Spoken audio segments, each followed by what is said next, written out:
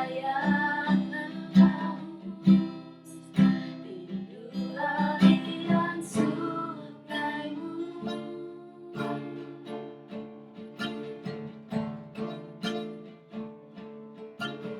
Hatiku tak tahan menunggu.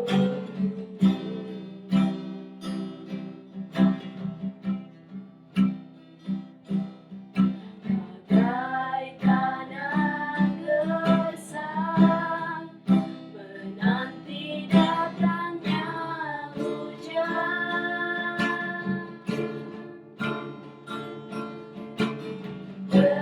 Begitupun jiwaku, Tuhan,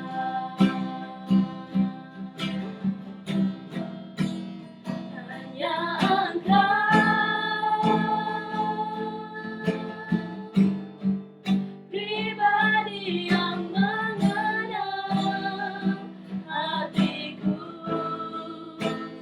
Tiada yang tersembunyi bagimu, seluruh isi hatiku Kau tahu, dan bawaku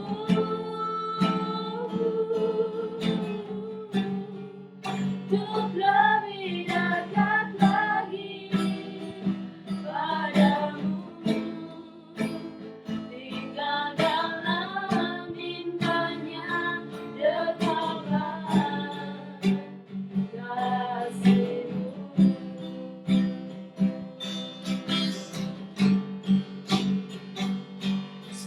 Hidup sayang haus, rindu aliran sungaimu.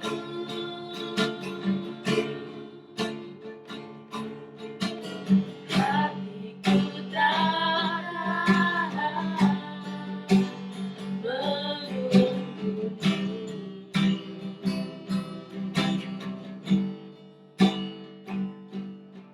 Bagai tanah gersang menanti datangnya hujan.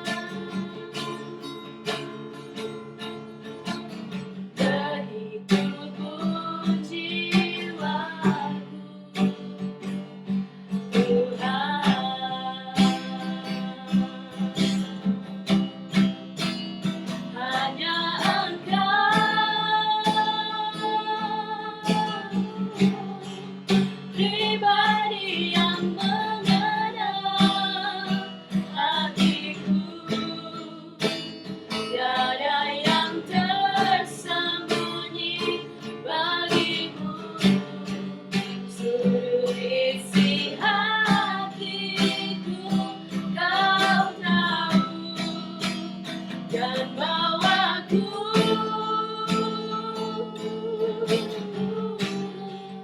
untuk lebih dekat lagi padamu, tinggal dalam indahnya dekapan kasih-Mu.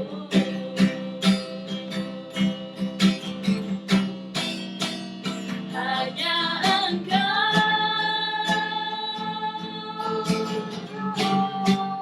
pribadi yang mengenal hatiku. Tiada yang tersembunyi bagimu, seluruh isi hatiku Kau tahu, dan bawaku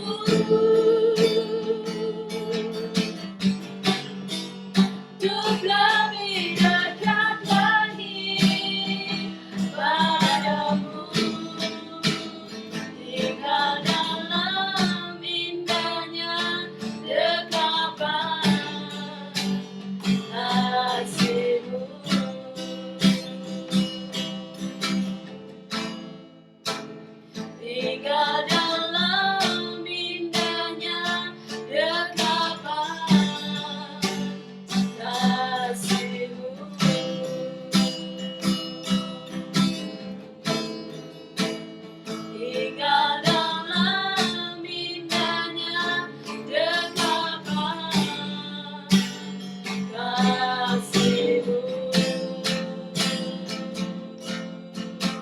Oke, puji Tuhan, saudara.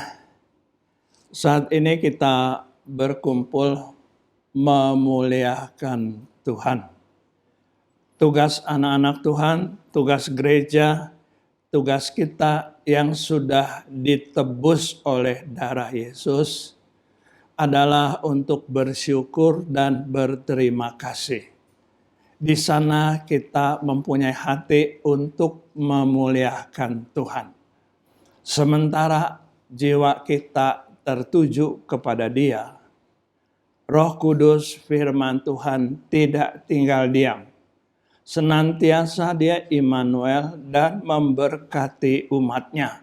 Sehingga kita ada di dalam Tuhan dan Roh Kudus hadirat Allah pun ada di tengah-tengah kita. Haleluya. Amin. Menyingkat waktu membawa kita fokus kepada firman Tuhan di dalam Kisah Rasul 1. Ayat yang sudah sering dibaca, namun kiranya saat ini kita minta Roh Kudus memperluas wawasan pengertian kita. Dari ayat 9 sampai ke 12. Sesudah ia mengatakan demikian, terangkatlah ia disaksikan oleh mereka, dan awan menutupnya dari pandangan mereka. Ketika mereka sedang menatap ke langit, waktu ia naik itu, tiba-tiba berdirilah dua orang yang berpakaian putih dekat mereka dan berkata kepada mereka, "Hai orang-orang Galilea," perhatikan, "mengapakah kamu berdiri melihat ke langit? Yesus ini yang terangkat ke sorga meninggalkan kamu akan datang kembali dengan cara yang sama seperti kamu melihat Dia naik ke sorga." Maka kembalilah rasul-rasul itu ke Yerusalem dari bukit yang disebut Bukit Zaitun, yang hanya seperjalanan Sabat jauhnya dari Yerusalem. Haleluya. Ini pembacaan yang kita dapatkan berkatnya pada saat. Kita coba buka jiwa kita saat ini. Firman mengajak kita untuk dapat mengerti hikmat. Apabila kita ibadah, kita ada dalam hadirat hikmat Roh. Jangan tutup kesempatan itu. Usahakan buka jiwamu. Karena firman Tuhan mengajak kita demikian. Sesudah ia mengatakan demikian, terangkatlah Yesus ini disaksikan oleh mereka, oleh lebih dari 500 orang. Ini usaha Petrus dengan kawan-kawan mengikuti kehendak Tuhan, agar pada saat hari itu, Yesus yang dikatakan dalam kalender, dikatakan kenaikan Tuhan ke sorga, melihat ke atas sampai kemudian Yesus yang terangkat ini tidak tertampak oleh mata. Apalagi tentu ada awan-awan yang meraibkan Dia. Apakah Yesus harus naik ke sorga dengan cara yang demikian? Ini coba kita garis bawahi. Apakah Yesus harus naik ke sorga dengan begitu rupa show, supaya banyak orang melihat dengan pasti Dia naik ke sorga? Ternyata ada maksud dalam bentuk hikmat Roh, ada maksud. Kita coba memperdulikan atau memperhatikan pada saat Yesus bangkit dari kubur, Maria Magdalena mau menjamah Yesus. Yesus katakan, "Jangan pegang aku, karena aku belum pergi kepada Bapa." Yaitu untuk lapor bahwa Dia sudah menyelesaikan tugas membayar dosa manusia di atas kayu salib dengan darah yang tercurah. Namun setelah hari-hari itu, menjelang seminggu lebih, muridnya yang bernama Thomas tidak percaya bahwa Yesus sudah bangkit. Yesus yang saat itu tertampak oleh mereka berkata, "Thomas, kalau kamu gak percaya, mari jarimu taruhkan ke bekas lubang paku di tanganku ini. Berarti boleh dijamah. Berarti Yesus sudah pergi kepada Bapa dan kembali lagi di tengah murid-murid. Kepentingannya apa? Coba kita pikirkan. Demi kasih yang bukan main. Demi kasih yang bukan main. Yesus memperdulikan kita orang berdosa. Dia mengerti bahwa kita tidak cukup mampu untuk mengerti kenapa harus demikian. Dan sekarang peristiwanya Yesus naik. Kalender katakan dia sedang naik ke surga. Yang dimaksud bukannya dia sedang show untuk ditonton dia naik ke surga. Ada maksud secara hikmat sehingga pada saat tidak mengerti ditugaskan 2 malaikat untuk memberikan pengertian. Coba kita baca. Ketika mereka sedang menatap ke langit, mereka bengong. Mereka tidak ngerti, mereka bengong. Ketika mereka sedang bengong menatap ke langit, nggak ngerti apa yang sedang terjadi, tiba-tiba berdirilah 2 orang yang berpakaian putih dan berkata, "Hai orang Galilea." Kenapa harus disebut orang Galilea? Mereka ada di Yerusalem. Orang Yerusalem, orang Yudea ini sangat benci dengan orang utara, dengan orang Galilea, dengan orang Samaria. Ini sekarang malaikat sangat tegas sekali berkata, "Hai orang Galilea, apa maksud rencanamu, pikiranmu melihat Yesus naik ke atas dengan bengong? Mengharapkan sesuatu mujizat?" Agama bukan urusan mujizat, saudara. Agama ibadah adalah urusan berbakti, berterima kasih kepada Tuhan yang sudah menghapuskan kutuk dosa dari kita. Jangan pikirkan mujizat supaya hidupmu gampang. Tidak. Diinginkan pribadi kita tahu diri kita ini siapa di hadapan Tuhan. Maka 2 malaikat itu berkata, "Hai orang Galilea." Orang yang tidak mengerti bahwa Yesus adalah orang Yudea, orang Bethlehem yang waktu lahirnya tidak diterima oleh orang-orang Yudea, orang Bethlehem. Bukan gak ada tempat penginapan. Mereka gak mau terima Yesus lahir. Orang Galilea. Ini kita lihat kebencian, dasar jiwa manusia. Itu kita. Di mana ngerti kita tentang kehadiran Tuhan dalam hidup ini? Sekarang sedang dituntun oleh malaikat. Rencana Tuhan. Dikatakan, kamu sekalian yang 500 orang, sementara kamu sekarang menjadi saksi bukti nyata bahwa pribadi Yesus yang sudah mati di kayu salib ini sedang naik ke atas langit. Dan dalam rencananya, sebab semua orang tidak mengerti saat itu, rencananya Sang Juru Selamat akan datang kembali. Bagi mata yang saat ini dapat melihat Yesus naik ke sorga, berkesempatan dia berkenan, mendapat kemurahan kesempatan untuk dapat melihat Yesus datang kedua kali. Ini peristiwa sudah 2000 tahun lalu yang kemarin. Apa mungkin mereka bisa hidup melihat Yesus datang sekarang? Tentu maksudnya secara hikmat roh. Melihat bukan dengan mata yang dilihat ke langit bengong. Jiwa kita yang saat ini berhimpun mengerti. Yesus yang mau datang kedua kali ini punya rencana. Kalau pribadi kita yang mengaminkan Yesus naik adalah demi satu rencana akbar keselamatan kita.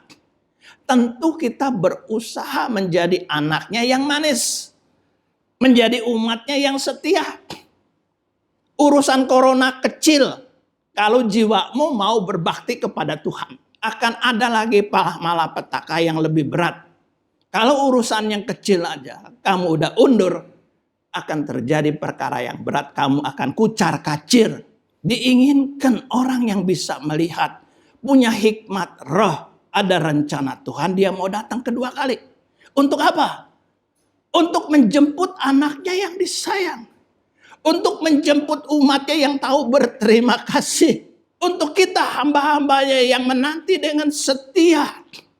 Melayani supaya banyak orang mengerti kehadirannya.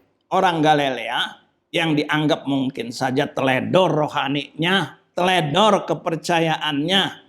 Percaya Yesus ada oke, nggak sempet ya udah besok lagi. Ini orang agama dari orang-orang Israel atau Galilea. Maka ditegur, hai orang Galilea, kerjamu cuma bengong di gereja. Apa yang dikerjakan?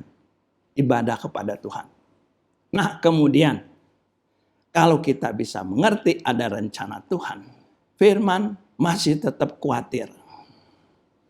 Yesus bilang, aku khawatir, aku datang tidak ketemu iman.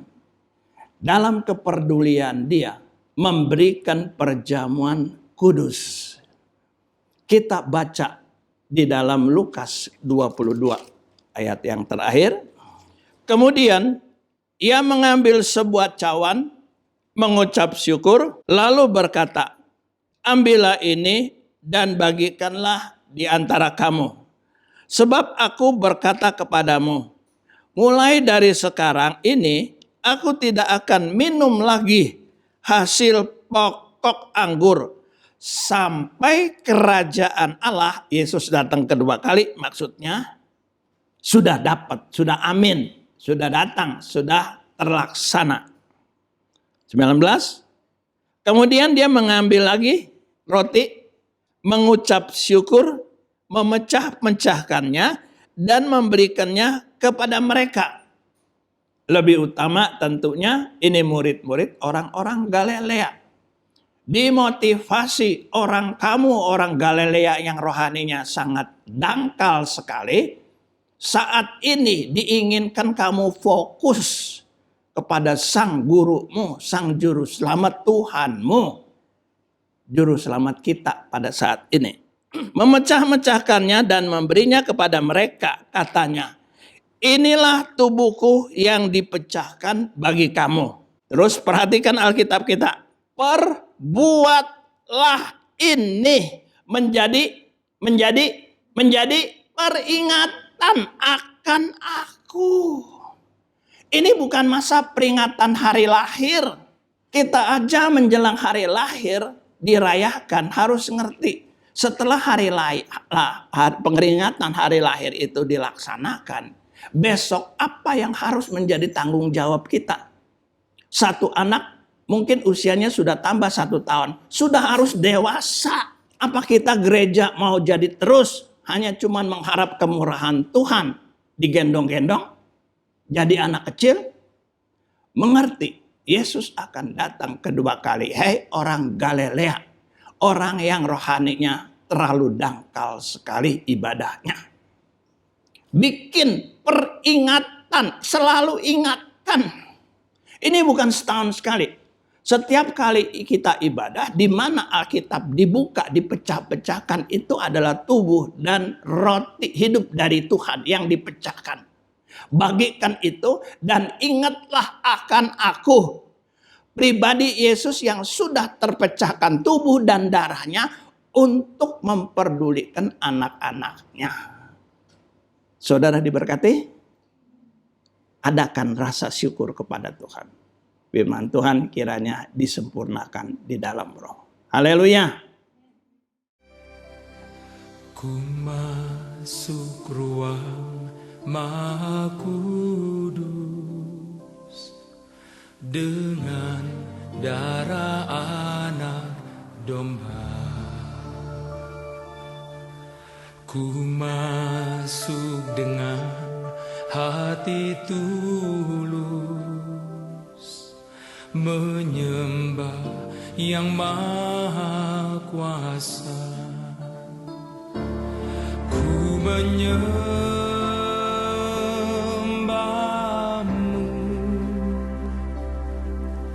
ku sembah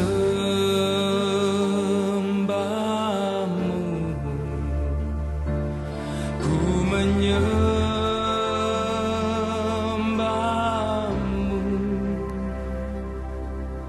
ku sembahmu,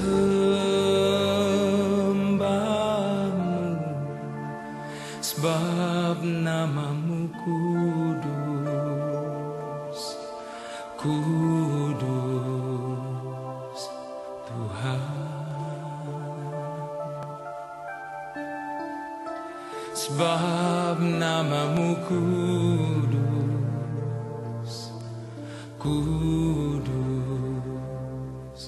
Tuhan.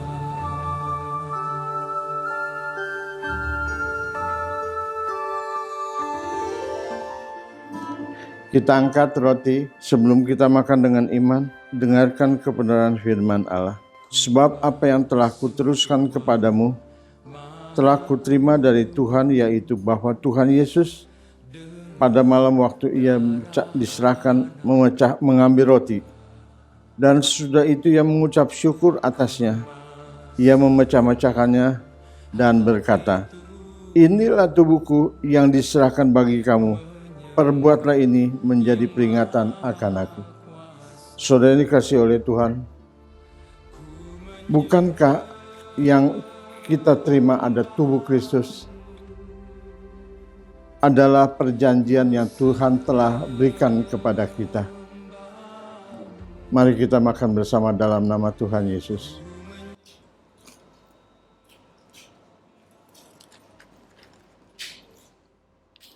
Mari kita siapkan cawan anggur ini. Dengarkan kebenaran firman Allah. Demikian juga ia mengambil cawan sesudah makan lalu berkata, "Cawan ini adalah perjanjian baru yang dimeteraikan oleh darahku. Perbuatlah ini setiap kali kamu meminumnya menjadi peringatan akan aku." Mari kita minum bersama di dalam nama Tuhan Yesus.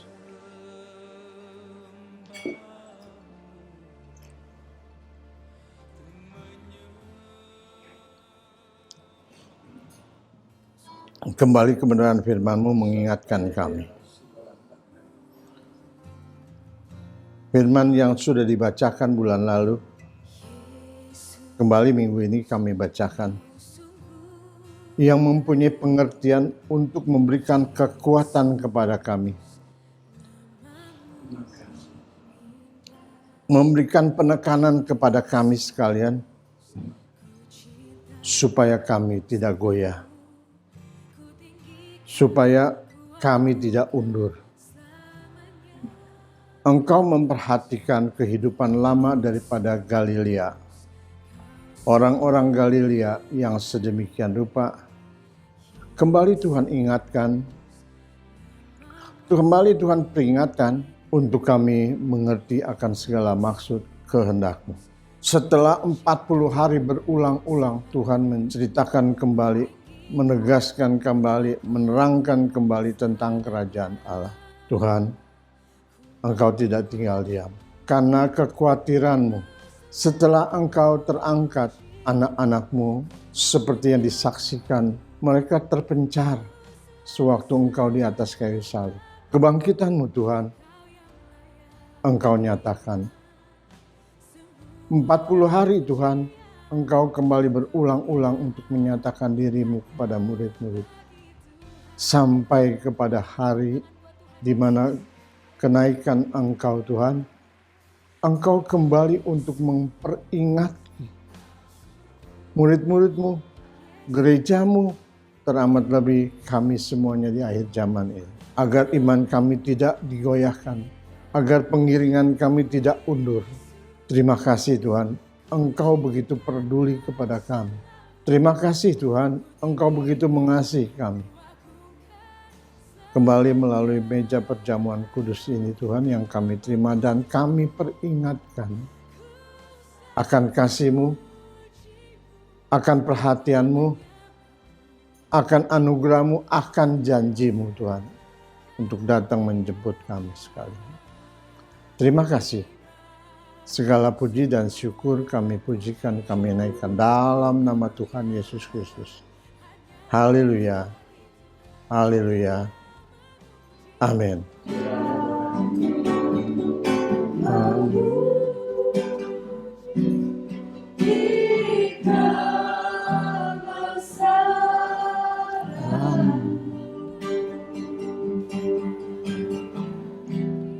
Ajaib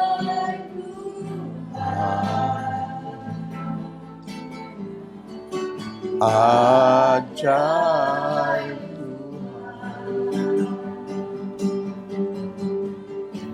Tuhan, kami jika besaran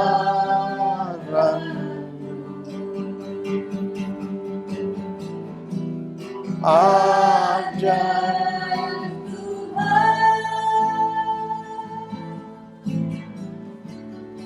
ajaib Tuhan. Kita akhiri ibadah kita. Tuhan memberkati kita sekalian. Allah damai sejahtera menguduskan kamu di dalam seluruh kehidupanmu, sehingga roh, jiwa, dan tubuhmu terpelihara sempurna dengan tidak bercacat sampai pada kedatangannya yang kedua kali. Maranatha dalam nama Tuhan Yesus Kristus. Terimalah berkat kasih Bapa di surga, berkat di dalam nama Tuhan Yesus Kristus, berkat di dalam kuasa Roh Kudus yang menyertai kita sekarang dan sampai selama-lamanya. Haleluya. Amin.